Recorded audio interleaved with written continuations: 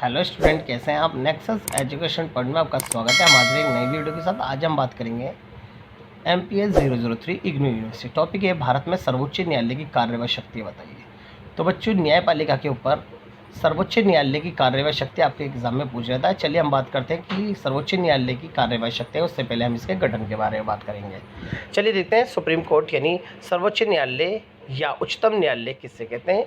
सर्वोच्च न्यायालय और उच्चतम न्यायालय को हम इंग्लिश में सुप्रीम कोर्ट कहते हैं। तो सुप्रीम कोर्ट यानी सर्वोच्च न्यायालय को संविधान का संरक्षक भी माना जाता है। चलिए बात करते हैं। भारत के अंदर संसदीय शासन प्रणाली को अपनाया गया है और संसदीय शासन प्रणाली होते हुए भी भारत में एकल न्याय व्यवस्था को अपनाया गया, जिसमें राज्य के सभी उच्च न्यायालय सर्वोच्च न्यायालय के अधीन कार्य करते हैं। तो भारत के अंदर जो न्यायपालिका वो एक पिरामिड के अनुसार है। भारत के अंदर सबसे छोटे जो न्यायालय होते हैं वो हमारे एसडीएम कोर्ट होते हैं, और ये सारे एसडीएम कोर्ट से ऊपर जो होता है वो डिस्ट्रिक्ट कोर्ट होते हैं, और डिस्ट्रिक्ट कोर्ट जितने भी होते हैं वो हमारे हाई कोर्ट के अधीन काम करते हैं। जितने भी भारत के हाई कोर्ट हैं वो सब सुप्रीम कोर्ट के अधीन काम करते हैं, और हमारे यहाँ पर जो न्याय का अंतिम अंग जो होता है वो हमारा सुप्रीम कोर्ट माना जाता है। इसलिए सारे कार्य नीचे से ऊपर की ओर प्रस्थान करते हैं और अंतिम सर्वोच्च न्यायालय का फैसला अंतिम होता है।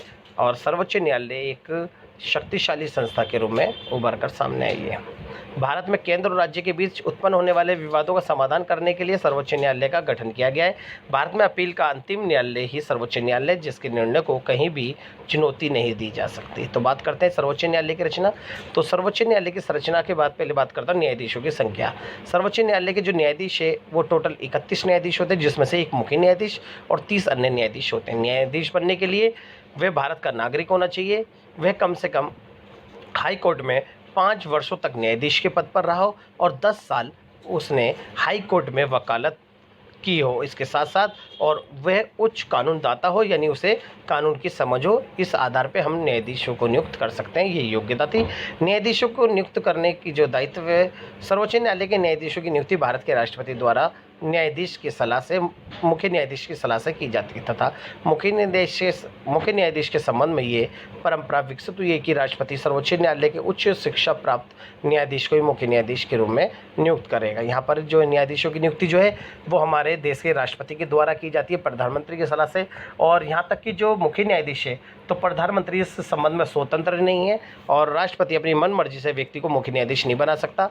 केवल संविधान में ये व्यवस्था की गई, जो हमारे जो टोटल न्यायाधीश होंगे सुप्रीम कोर्ट के, उस न्यायाधीशों में जो सबसे ज़्यादा उच्च कानूनदाता, जो सबसे ज़्यादा बुद्धिमान होगा कानून के क्षेत्र में, उसको मुख्य न्यायाधीश नियुक्त कर दिया जाएगा। कार्यकाल, सर्वोच्च न्यायालय के न्यायाधीशों के कार्यकाल अधिकतम सीमा 65 वर्ष तक की है, यानी ये जो कार्यकाल 2 साल 5 साल 6 साल नहीं है, बल्कि उनका बोले अंतिम आयु तक, यानी 65 साल की आयु तक वो अपने पद पर बना रहेगा।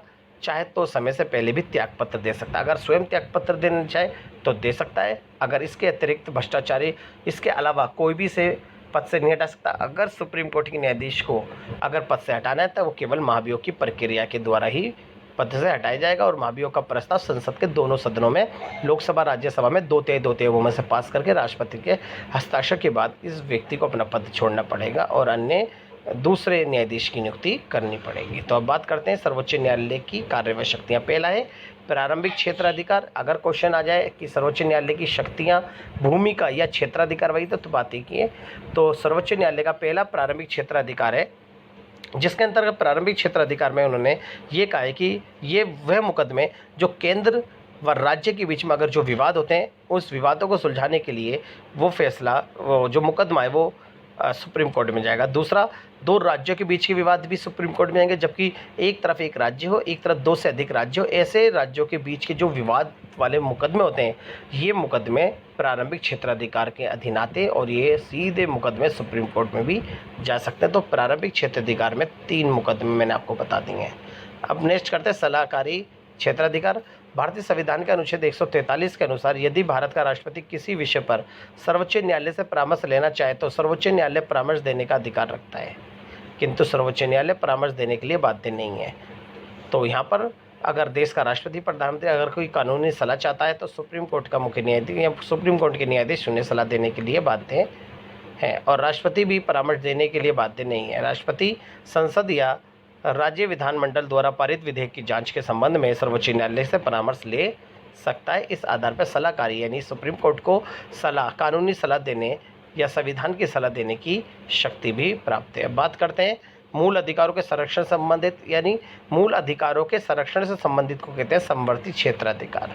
इसके अंतर्गत ये व्यवस्था की गई है कि अगर देश के किसी नागरिक का या तो राज्य सरकार, प्रशासन या कोई व्यक्ति या कोई समुदाय अगर उसके मौलिक अधिकारों का हनन कर रहा है तो वो अपने अधिकारों की रक्षा करने के लिए वो न्यायालय का शरण ले सकता है और वहाँ पर अनुच्छेद 32 का प्रयोग करके वो याचिका दायर कर सकता है। तो इस आधार पे इसका प्रावधान किया गया। भारतीय लोगों को प्राप्त मौलिक अधिकारों को लागू करने के संबंध में सर्वोच्च न्यायालय और उच्च न्यायालय दोनों को समवर्ती क्षेत्राधिकार प्राप्त है, अर्थात मौलिक अधिकार से संबंधित मुकदमा उच्च न्यायालय के साथ साथ सर्वोच्च न्यायालय में भी आरंभ किया जा सकता है। भारतीय संविधान के अनुच्छेद 32 के अनुसार सर्वोच्च न्यायालय बंदी प्रत्यक्षीकरण, परमादेश लेख, अधिकार लेख, उत्प्रेषण लेख आदि जारी करके नागरिकों के मौलिक अधिकारों की रक्षा करता है। जैसा कि मैंने आपको आर्टिकल 32 बताया था, उस आर्टिकल 32 की 5 लेख हैं। इन लेखों के माध्यम से वो अपनी जो समस्या है उसे सुलझाने में मदद करता है। नेक्स्ट है भारत न्यायिक समीक्षा का अधिकार। भारतीय संविधान के अनुच्छेद 226 में न्यायिक समीक्षा का अधिकार और न्यायिक पुनर्वलोकन का अधिकार दिया गया है।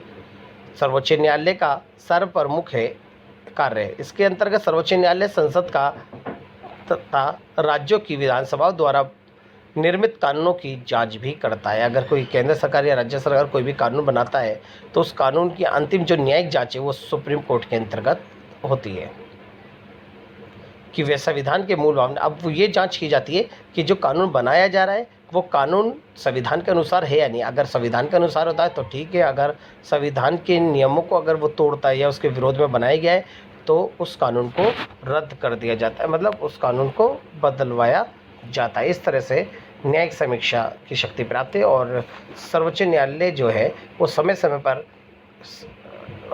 प्रशासन के अधिकार क्षेत्रों की जांच और इसके अलावा लोगों के कर्तव्य की जांच भी न्यायिक समीक्षा के अंतर्गत होती है। इसके साथ साथ संविधान की व्याख्या और सरकार के द्वारा बनाए कानूनों की समय समय पर जांच करता है। इसे हम न्यायिक समीक्षा कहते हैं। अपने निर्णयों पर पुनर्विचार करना। जी, भारत के संविधान के अनुच्छेद 137 के अनुसार सर्वोच्च न्यायालय को अपने निर्णय बदलने का या दोबारा विचार करने तथा उनके बदलने का भी अधिकार प्राप्त है, क्योंकि सर्वोच्च न्यायालय भी गलती कर सकता है, अतः उसे अपनी गलती सुधारने का भी अधिकार प्राप्त है। बात करते हैं अभिलेख न्यायालय। सर्वोच्च न्यायालय को अभिलेख न्यायालय प्राप्त है। अगर सर्वोच्च न्यायालय के अंतर्गत कोई ऐसा मुकदमा आ जाता है जिस मुकदमे का कोई कानून नहीं बना तो सर्वोच्च न्यायालय ने जो आदेश देगा वो आदेश ही कानून का रूप ले लेगा और आदेश कानून का रूप लेने के बाद उसको कानून की लिस्ट में लगा दिया जाता है, उसे ही हम अभिलेख न्यायालय कहते हैं। फिर अपीलीय क्षेत्राधिकार। कोई भी व्यक्ति हमारे भारत के अंदर अगर वो सुप्रीम कोर्ट में अगर वो अपील करना चाहता है तो उससे पहले उसे अधीनस्थ न्यायालय में सुनवाई करनी पड़ेगी और हाई कोर्ट में उसे परमिशन लेने के बाद ही वो सुप्रीम कोर्ट का दरवाज़ा खटखटा सकता है। फिर है संविधान की व्याख्या करवा रक्षा। हमारे सर्वोच्च न्यायालय को संविधान की व्याख्या और उसका रक्षा करने का अधिकार दिया गया है, क्योंकि भारत की जो न्याय व्यवस्था है उसे संविधान का रक्षक माना जाता है और कोई संविधान का कोई राजनेता बदलाव ना कर ले, इसलिए उस संविधान की जो निगरानी करने का दायित्व सिर्फ न्यायपालिका को दिया गया है। तो ये हमारा सर्वोच्च न्यायालय की गठन और कार्यवाही शक्ति अति से अच्छे से कर लीजिएगा। अगर आप हमारे चैनल पर नए तो हमारे चैनल को सब्सक्राइब करें, लाइक करें, कमेंट शेयर करना ना भूलें।